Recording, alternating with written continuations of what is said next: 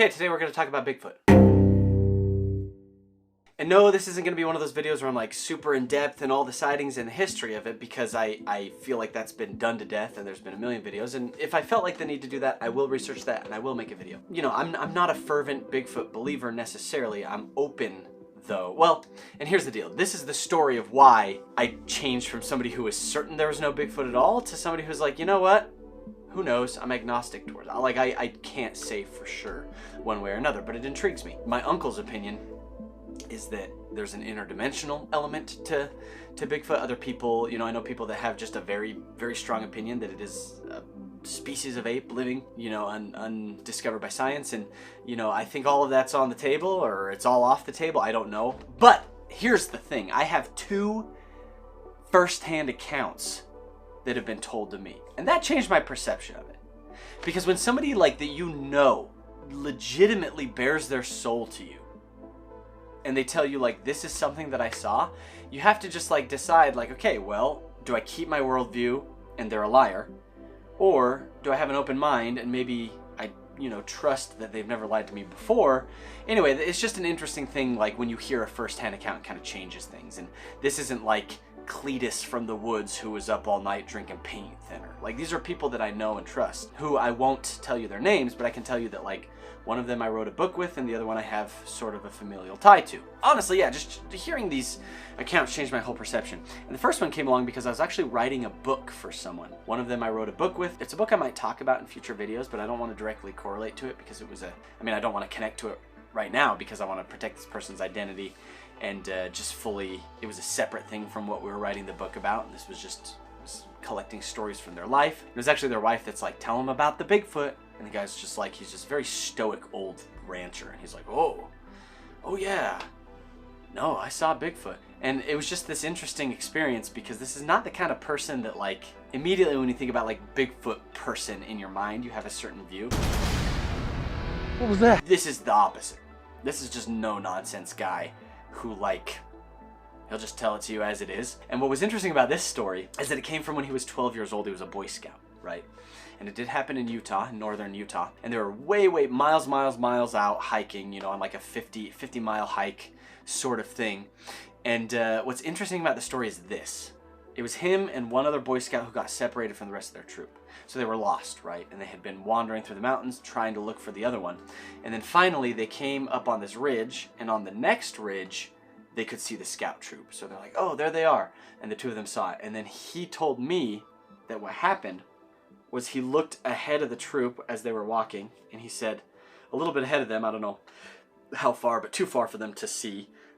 He said, I saw a 7-foot tall, hairy ape man. And it was interesting. He said it was like dark fur, and it was just long and flowing. Like, that was the detail. It was like not short fur. It was really long fur. And he just said he saw the swinging arms, the loping strides. He said he watched it, saw it clear as day. And it frightened him so much he didn't say anything.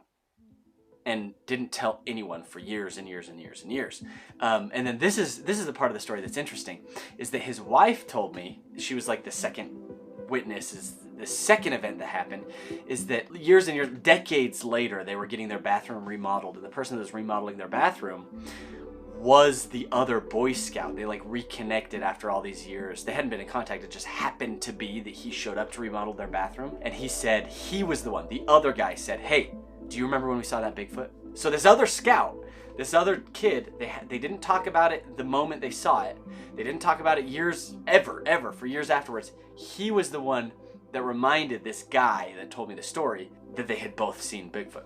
Which I think that like, I don't know, lends, it could all be made up, but lends credibility to it. And I felt like there was a weight of credibility to it. And I try to have a very balanced perspective of these things. The guy reported, he told me like I had completely forgotten about that experience. I had absolutely, it was out of my brain until he said that to me and reminded me that I had seen that when I was 12 years old. It's a pretty good story. This next story is interesting because I was told this story directly from the person in the place that this happened, and it sounds like the goofiest, most unrealistic Bigfoot story when you start, but at the end of it you're like, oh, okay, maybe there's something to that. Of course, these are now secondhand accounts for you guys, but this person told me that when they were teenagers, 17 years old, 16, 17 years old, they were in their house and they hadn't gone to sleep yet. You know, it was like midnight or something, and they were in their room and they got up to go to the bathroom. So they weren't like waking up from being asleep, and they were in their house. And he said that he got up from his bed, went out, looked down the hallway, and his sister's bedroom door is at the end of the hallway. He said he saw the door open, something ducked under the door that was 7-8 feet tall, big shaggy humanoid figure, looked straight at him, and then ran down the stairs, which are right next to the door. And he said he freaked out. He dove back into his room under the covers and was so scared, but told himself, it's in my house, I have to warn my family. Got out of bed, ran around the house yelling for everybody to wake up. Like, it was serious. It was serious enough that this person's like, hey, mom, dad, wake up, something or somebody's in the house. Somebody's in the house. They're like, oh, something's happening. You were dreaming. He's like, I was not asleep. You know, all of this stuff. His parents didn't believe him, and they searched the house and nobody was there. But then afterwards, his sister came up and she's like, I saw it too.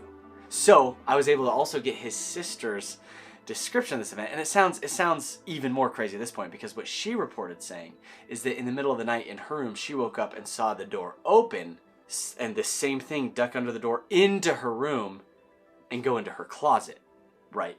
And it sounds crazy, but what's interesting about that is to me, what was interesting about that is they were different stories. His was the story of it coming out of her room, and hers was coming into her room, into the closet. So like what you would expect kind of is that she would say like, I saw it come out of my closet and go out the door, because that kind of correlates with his story if they had like made it up together.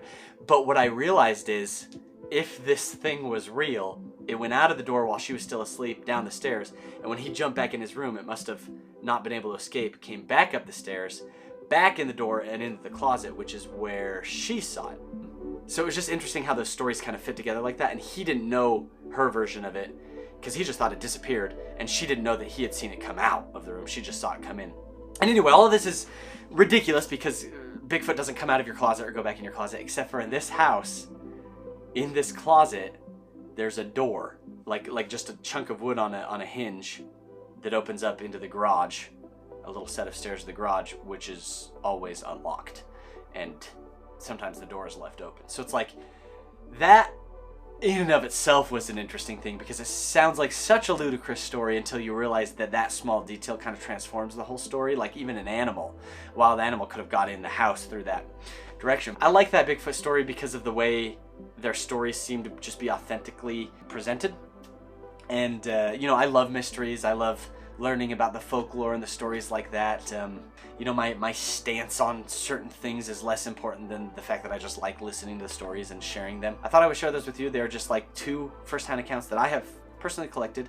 And yeah, if you guys enjoy that, that's great. And if not, whatever, I have more videos about pretty much everything else.